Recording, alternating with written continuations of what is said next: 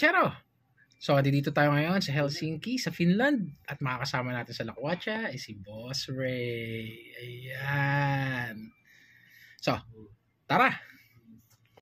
At eto na nga, sumakay kami sa bus at napadaan kami dito sa beach. Hindi kami hihinto rito at ayoko ring dumaan dyan dahil sasakit lang ang mga mata ko at ang puso. Siyempre, alam nyo na kung ano ang makikita dyan sa beach.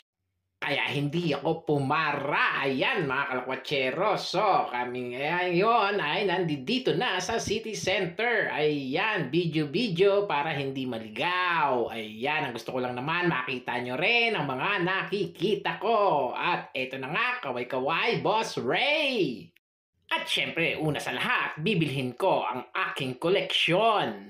At dyan ko nga siya binili. Ayan, at bigla ko nakita itong rebulto ni Alexander the Great. Ayan ang aking koleksyon, ang mga flag. Ayan, dito ko siya plinex sa rebulto ng famous na double-headed eagle ni Alexander the Great. At iyan, at nakita ko ito, merong Orthodox Church. Tara, puntahan natin at doon tayo mag-flex kung gaano kaganda ang mga tao. Ang simbahan pala. Ayan.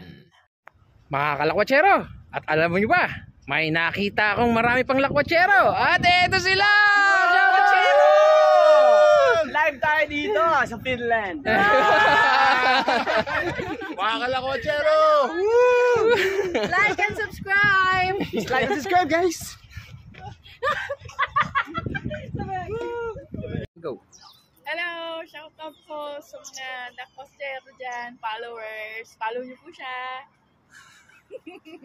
At habang naglalakad, nakita ko ang napakagandang gusali na ito. Ayan, napakaluma na. At itong kanilang Chubibo. Gusto ko sanang sumakay, pero ganun din na makikita. At dahil nanggaling na ako sa tuktok.